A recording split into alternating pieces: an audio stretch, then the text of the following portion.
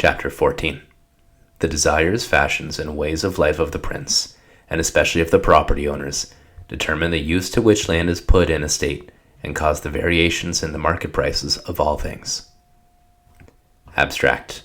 Cantillon constructs a model of the isolated estate, or closed economy, where the choices of property owners determine outputs and prices, regardless if they manage the isolated estate or lease it to farmers.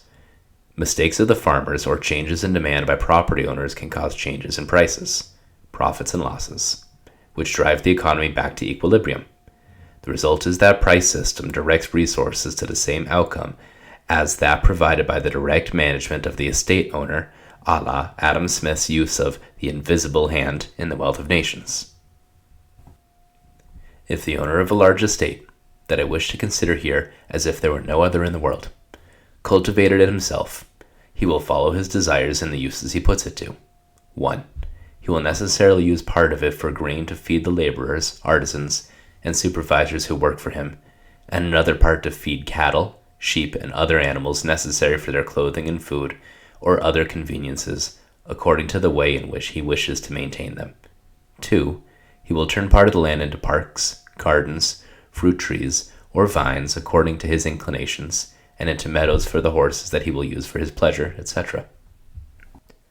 Let us now assume that to avoid all the care and trouble he makes a deal with the supervisors of the laborers, gives them farms or pieces of land, and leaves them the responsibility for maintaining, in the usual manner, all the laborers they supervise. The supervisors, now farmers or entrepreneurs, give the laborers, for working on the land or farm, another third of the production for their food, clothing, and other requirements, such as that they had when the owner employed them. Assume further that the owner made a deal with the supervisors of the artisans for the food and other conveniences that he gave them, that he makes the supervisors become master artisans, and fixes a common measure like silver to settle the price at which the farmers will supply them with wool, and they will supply him with cloth, and that the prices give the master craftsmen the same advantages and enjoyments they had when they were supervisors, and maintain the journeyman artisans the same as before. The artisans' work will be paid for by the day or by the piece, and the merchandise they have made, hats, stockings, shoes, clothes, etc., will be sold to the property owners, farmers, laborers, and other artisans reciprocally, at prices that leave all of them with the same advantages as before. The farmers will sell, at a proportionate price, their produce and raw material. It will then come to pass that the supervisors, now entrepreneurs, will become the absolute masters of those who work under them, and they will have more care and satisfaction in working on their own account. We assume that after this change, all the people on this large estate live just as they did before, and all the portions and farms of this great estate will be put to the same use as they formerly were. If some of the farmers sowed more grain than usual, they will feed fewer sheep and have less wool and mutton to sell. Consequently, there will be too much grain and too little wool for the consumption of the inhabitants.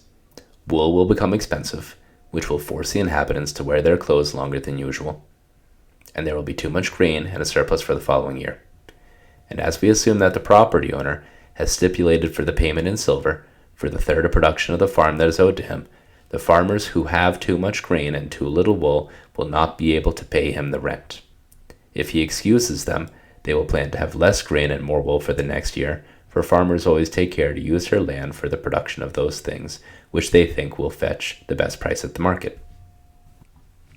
If, however, the next year they have too much wool and too little grain for the demand, they will not fail to change from year to year the use of the land until they arrive at proportioning their production to the consumption of the inhabitants.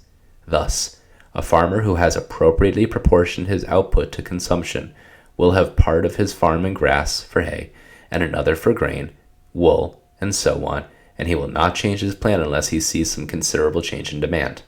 However, in this example, we have assumed that all the people live approximately in the same way as when the property owner cultivated the land for himself, and consequently, the farmers will employ the land for the same purposes as before.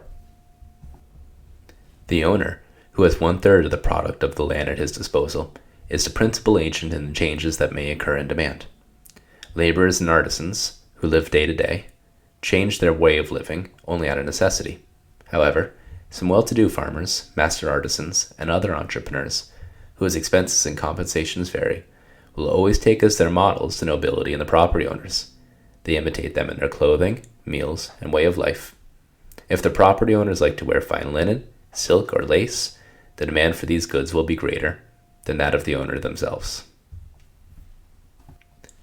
If a noble or a property owner who has leased out all his lands to farm decides to considerably change his way of life, for example, he decreases the number of domestic servants and increases the number of his horses, not only will all his servants be forced to leave the estate in question, but also a proportionate number of artisans and laborers who work to maintain them. The portion of land that was used to maintain the inhabitants will be turned into pasture for the new horses, and if all the landowners in the state did the same, they would soon increase the number of horses and diminish the number of inhabitants.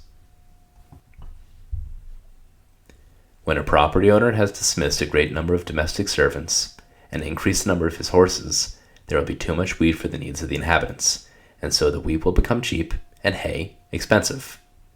That will make the farmers enlarge their pastures and decrease the wheat production to proportion production with consumption. Thus, the demands of the owners determine the use of the land, and when they bring about variations in demand, this causes variations of market prices. If all of the property owners of a state cultivated their own estates, they would use them to produce what they wanted. As the variations of demand are chiefly caused by the way of living, the prices that they offer in the market determine, for the farmers, all the changes that they make in the employment and the use of their land. I do not consider here the variations in market prices which may arise from good or bad harvest of the year, or extraordinary consumption which may occur from foreign troops or other accidents. In order to not complicate my subject, I am considering only a state in its natural and uniform condition.